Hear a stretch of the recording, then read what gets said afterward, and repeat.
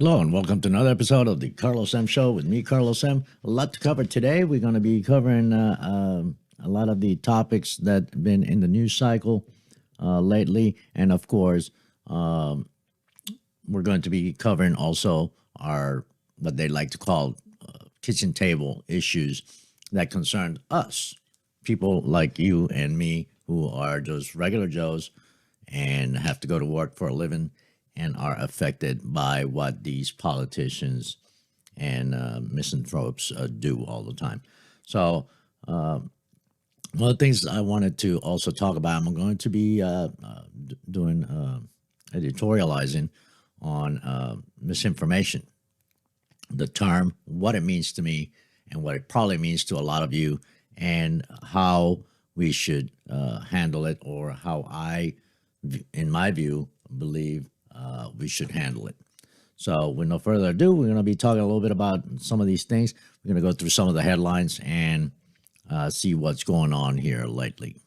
One of the things that I like to do is I go to all the different headlines from all different outlets: Fox, MSNBC, CBS, NBC, etc., etc.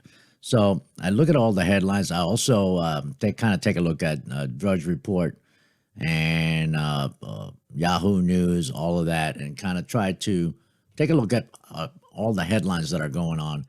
And then I compare a lot of those, which is something that I believe everyone should do, is take all the information, because everybody's covering kind of like the same stories, and some are not covering some stories. You also have to pay attention to some of the things that people are not covering, that one or two outlets may be covering and the rest are not. Why are they not covered? If it kind of grabs your attention and it's a story that you think may be worthwhile to you, it has to be worthwhile to not only you. I mean, it would be ludicrous to think that a particular story or a particular happening only attracts your attention and not the attention of more people. And this is a narrative that a lot of outlets, particularly extreme left people, like to say, "Oh, it's only 4 or 5 people that are that," or it's a conspiracy theory, etc., etc. They'd like to take things that you and I may or may not pay attention to, but particularly things that we do pay attention to, and the things that are of importance to us, and they like to disregard it as nothing. And that is always the narrative of a lot of the places. So let's take a quick look at some of the headlines. Of course, we know Brady's announcing his retirement for the umpteenth time. I believe it when I see it. He'd say it's official. We'll see. COVID fatigue. 70% of Americans say we just need to get on with our lives. We've been saying that for a long time. You and I, regular Joes, we've been saying that even after the first couple, 2-3 months. We knew that it was an issue that was here to stay. It's a virus. It's never going to go away. And that eventually we would have a vaccine is kind of a misnomer, because a vaccine prevents you from getting it. This one kind of alleviates the aftermath, if you will, of getting it, because you can still get it when you get vaccinated. So, and now, of course, they're trying to come out with one for children 6 months older or 5 years old, etc., etc. That is going to be another battle, because there's no evidence as of yet that children get affected in the same way that adults do by this virus. So we'll have to see what that comes to. 4.3 million people left their jobs in December as Omicron disrupted everything. There is little paycheck protection programs, 800 billion protected paychecks, but nothing to do with that. The Rogan controversy seems to be taking over the headlines right now, and that's the most important subject at this moment. And I'm going to tell you why. Also, in other news, we got Maddow taking a hiatus from MSNBC show until April to supposedly re-energize. I believe it's because her ratings are tanking. I never did like Rachel Maddow. I think she's a propagandist, just like there's propagandists on the right. She is the worst type because she's a condescending person that just thinks that you are one of those Walmart shopping, irredeemable, whatever it is that the left these days seem to think about people that are either libertarian, conservative, and or independent. So let's talk a little bit about Joe Rogan and the controversy. It's all started out with when Neil Young threatened to pull all his music off. Pull his music off Spotify if they didn't pull Joe Rogan's show off the air. Number one, we all knew that probably Spotify wasn't going to do that. They paid $100 million to get his show on there. Number two, he's got a very large following. Neil Young,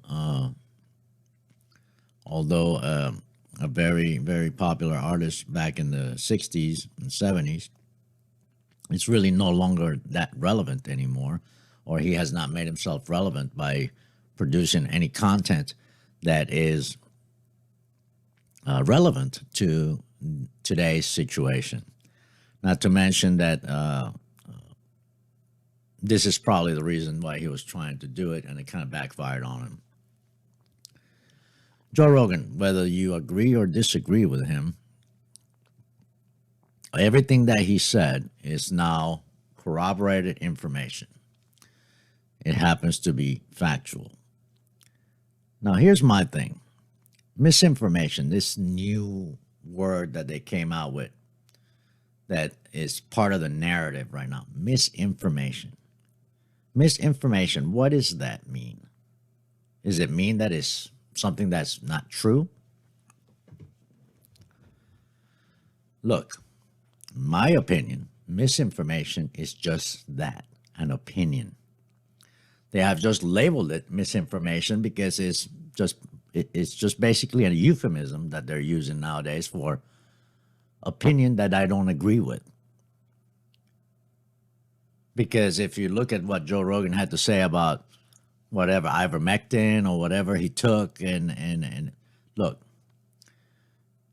if I tell you that I have a headache and I don't take the traditional medication for it, which would be an aspirin, ibuprofen, or one of those deals, and I tell to you that I drank a half a glass of water with a quarter teaspoon of honey and 3 drops of lemon juice in it, and it made me feel better. Is that misinformation? Think about it. It made me feel better, and I'm just relaying that information out to you. I didn't tell you to take it. I didn't tell you to go out and promote it. I simply said, this is what I did for my headache. It made me feel better.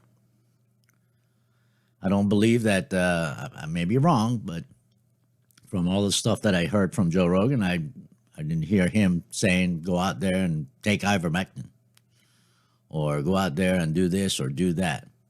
All he did was talk about what he did and how he felt afterwards. But it's not misinformation. Number one, he's just telling you what he did, and he's relaying the information. And number two, he said, in his opinion, that was probably a good way to go. Not to mention, he spoke about other types of treatment that are available out there. And he's done his research, just like a lot of us do, and expressed his opinion. Now, some people labeled that misinformation. Number one, good for Spotify for not backing down, but it's okay if you put out a little label out there talking about, disclaimer, so to speak. But all these disclaimers and all this stuff is because there's some idiot out there that went ahead and did it. When you see a sign, it's normally because, some sign that's silly, like they have in the plastic bags, do not put on your face. Well, some idiot out there went ahead and did that. So they had to put, here's your sign, kind of thing. So, again, misinformation is bullshit. And there are plain out lies out there. But I think the American public is smart enough these days, and with the availability of information that's available to you, you can make your own decision. Once again, this show never promotes any idea as gospel. Our job here is to try to make you think, not to tell you what to think. And that's what the powers that be fear mostly, an independent thinker. And they, of course, have tried to divide us for a long, long time, trying to tell us this person's wrong, that person is wrong. And see, they keep you bouncing from one thing to the other, distracting you here and there, while they are robbing you, while they're stealing from us. Whether what they're stealing is our freedom, or what they're stealing is our money, or a combination thereof. So good for Joe Rogan.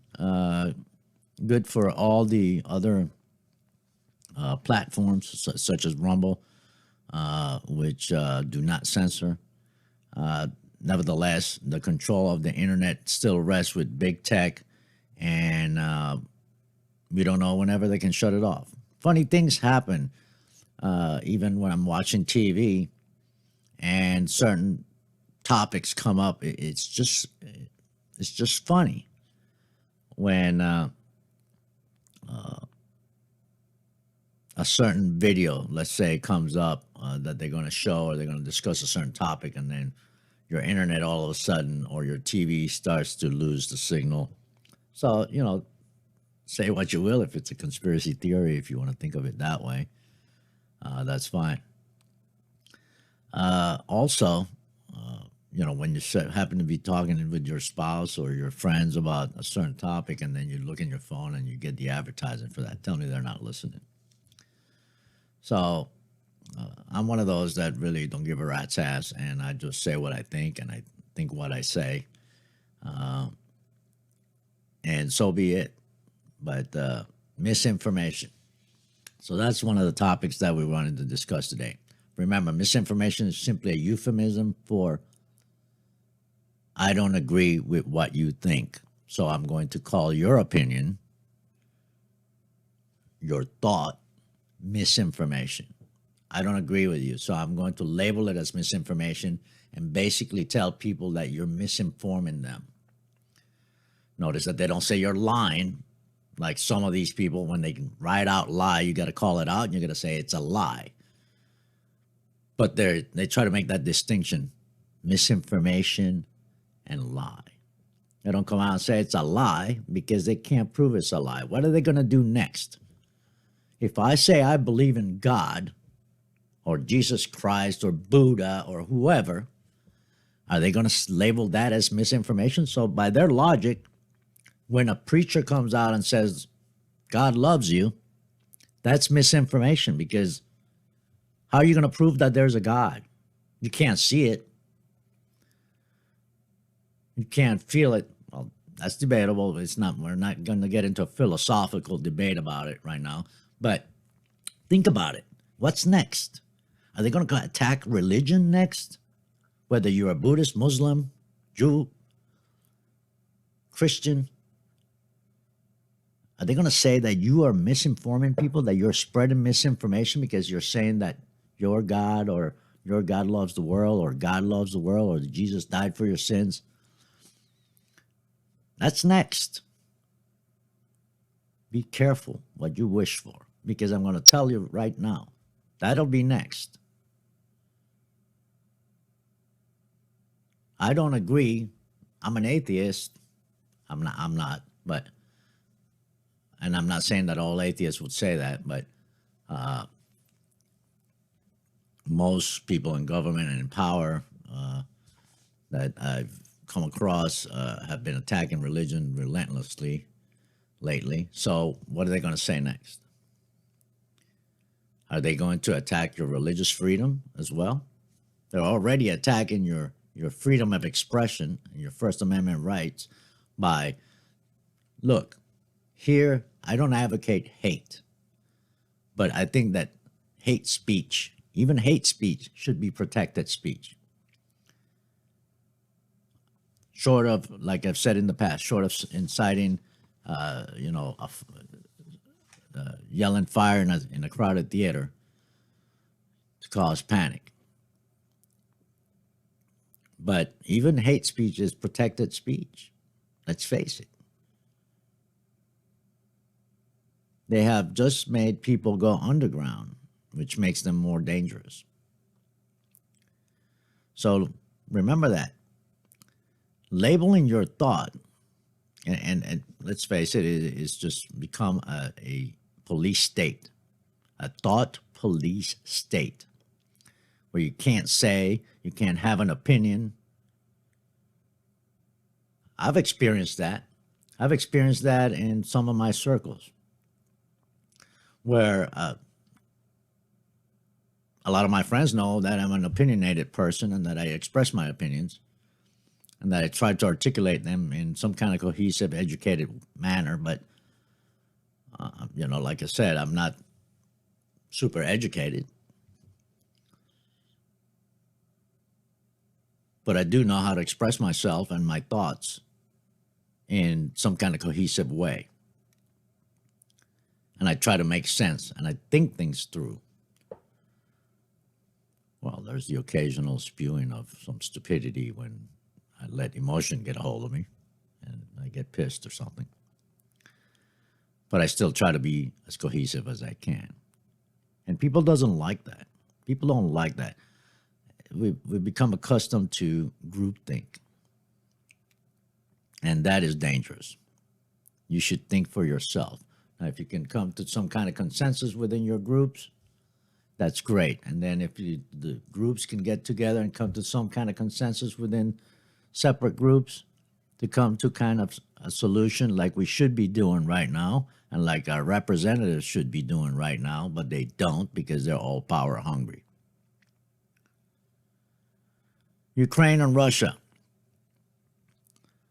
Russia has amassed over 100,000 troops in the border, and now they're covered in 3 fronts. Ukraine is surrounded in 3 fronts right now. Nobody amasses that kind of power or troops if they don't intend to do something about it. And this is all due to the weakness that we have shown. My question has always been is, why are Russia and, well, Russia I can see now because they're not a Soviet Union anymore, part of the UN and part of the Security Council. China. You have a communist dictatorship holding a big role in the UN. What kind of crap is that? I tend to agree with those of the school of thought that the UN has kind of outgrown its usefulness because it was designed to kind of have a collective group of countries to have some kind of unity against what they used to call, the Axis, which was communism. And now we have a communist country that holds big, important roles in within the UN. NATO and the NATO allies, and there's a big distinction between allies and supporters, which you should be aware of. It's kind of like Ukraine is not a NATO ally, but they're a supporter. So the Ukraine has no support from NATO supposedly. So it's kind of one-sided. Nevertheless, I think that Ukraine should enjoy some kind of protection from the UN. And when I say the UN, not necessarily the United States. The United States need to start minding their own business in a lot of places, and just start taking care of business in their own backyard before they go minding the businesses of other countries. Now, here's the whole other thing: is the hypocrisy of our representatives wanting to, particularly on the left, that are worried about the integrity and sovereignty of other countries' borders, yet disregarding the borders in our own country, where we're getting people in every single day. And now the government is just flying these folks all over the place into your neighborhood. Granted, some people need help, but not like this. These people come in and they drain your resources in your communities. They take food out of your children's mouth, theoretically speaking. That, or you're paying for it. On the economy, well, let's talk about, since we're on the Ukraine and Russia, let's talk about China. China is also posturing as well, very strongly, flying several bombers and fighter planes over airspace in Taiwan just to flex their muscle. North Korea is testing missiles again. And I'm not saying this to sound like I was a pro-Trump person or whatever. What I am is pro-strength. We need to be a strong country in order to be able to help others out. But none of this went on in the past administration. Kim Jong-un was stopped testing missiles. China was not posturing aggressively. Russia was not posturing aggressively. Excuse me. We were all basically enjoying a good time, so to speak. The president today, not today, but now, professing that the economy grew the fastest. Yes, it did. But so did inflation. So it cancels each other out. We're not stupid. We can do basic math. If the economy grows and your wages rise, whatever that may be, let's use an arbitrary number, say 2%, and inflation rises to 4%, what's the benefit?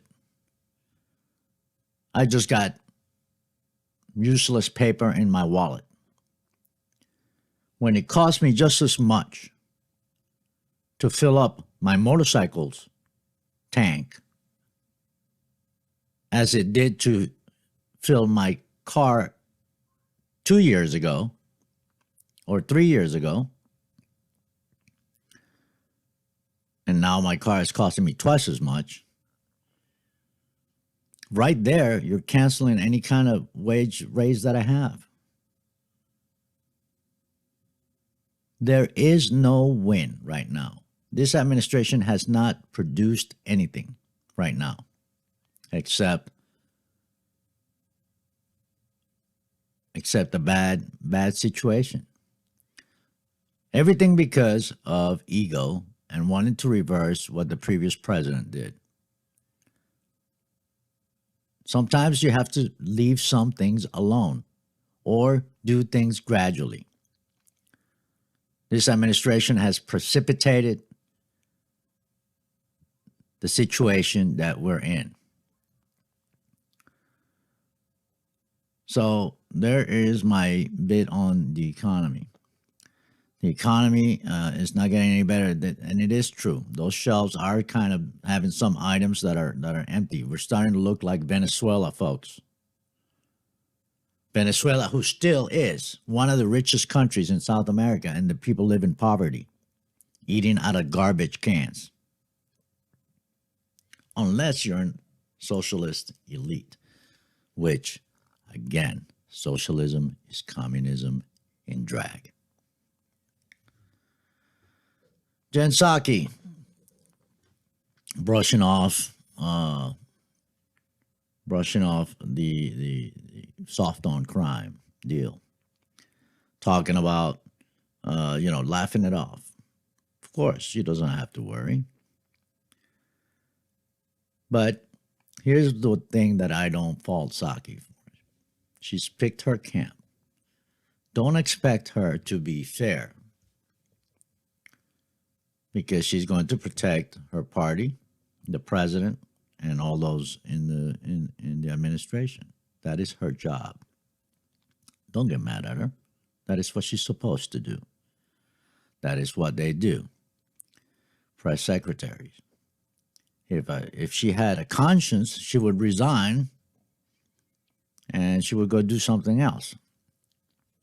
So she has no conscience, so she has no principles. So she's a liberal, and she's probably a socialist as well. So she's sincerely doing what she believes in, and we should not fault her for it. Just understand that she's never going to tell you the truth. She's never going to go against her administration. That's not what press secretaries do. If a press secretary finds themselves in a position where something goes against their conscience, then they need to resign. She has not resigned as of yet, so she's okay with everything this administration does. So, kudos to Jen Psaki for being what she's supposed to be and doing her duty to her masters. So, don't expect anything from her. So all this criticizing to her about when she says something out of line, of course you have to call her out on it. But nevertheless, that is the deal. That is what she's there for, to propagandize and to aggrandize the administration. I think that she has more of a role in running this country than Joe Biden does. Joe Biden is a puppet. He's an empty vessel that's being manipulated by his handlers, and that is simply what's going to continue to happen. So, again, kudos to Spotify for sticking to him, sticking to their guns with Joe Rogan. Of course, I don't think that. I hope that some of that is due to sincerity. And kudos to Joe Rogan for sticking to his guns. He has my full support. I don't always agree with Joe Rogan, and I'm sure that Joe Rogan doesn't agree with everybody either. But here's the thing. He asked the questions that you and I would ask. And this is what I try to do in this show also, is ask the questions that people ask. And yes, I offer my opinion as well. So if you don't agree with what I'm saying, I'm not misinforming anyone. I'm just giving you my opinion. Don't use that euphemism of, Carlos and Carlos M is spreading misinformation about this or that.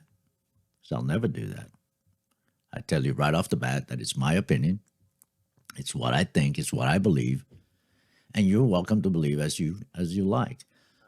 Like I said, again, the emphasis in this show is to make you think, not tell you what to think. And we can debate vigorously about things that may come up. Once again, this administration is not doing anything for the country. All they're thinking about is power. So I have spoken my piece for today. I hope that some of these thoughts make you think for yourself. And please put some comments below. Tell me what you think. Tell me your opinions. I'd like to get some feedback from you folks as to what you think about some of the subject matters that I bring in. Also, you're welcome to suggest any kind of subjects that you like. Go ahead and hit wherever the button is, the subscribe button. Subscribe to the Carlos M Show. I will put out more material. Tell me about the kind of subject matters that you'd like to hear. In the next episode, we're going to be talking a little bit about transgender sports, what I think they should be, what I think we should do about it, and we've touched on it a couple of times in a couple of episodes, and go from there. Also, remember that I am a very, very strong civil rights advocate, and I try to advocate for civil rights for all people, and we're going to be talking about all those. Oh yeah, real quick before we go, Whoopi Goldberg finally issued an apology to try to because she had said the other day that that the Jewish solution that the Nazis did, or that the Holocaust was not because of race. It had nothing to do with race. I think she had to do a little research of that. So ignorance was bliss for a moment. She refused to apologize for a little bit, but she finally retracted some of that. So people need to realize that if you're white adjacent, in other words, you're a race that may be closest to white, that is not always about white supremacy. Well, in that case, it was about white supremacy, but she found it impossible to believe that it could be about white supremacy due to the fact that the other group was supposedly white also. Those were her words. There's two white groups. They are Ethiopian Jews that are very, very black. There are Jews, what they call the Marranos, which are Spanish Jews, Polish Jews. Just because they just don't have a lot of melanin in their skin doesn't mean that they're not another race of people. So with that, I want to thank everyone for taking the time to listen to the show. Please go ahead and subscribe. Go ahead and like it. I also have it on a Facebook page, the Carlos M Show Facebook page. Subscribe to that or follow me on that. Also, I don't use a lot of Instagram or Twitter. I do use it occasionally, but I do have 2 accounts on there. So follow me on that. If I see some feedback from those outlets as well, I'll try to put out a little bit more content out there. Please tell me what you like or you don't like about the show. Help me help you. And once again, if you're going to work, please stay safe. Come back the way you left. Be very safe and very vigilant. If you're at home with your loved ones, tell them you love them, because you don't know if tomorrow is promised. And may your God bless you. And God bless America.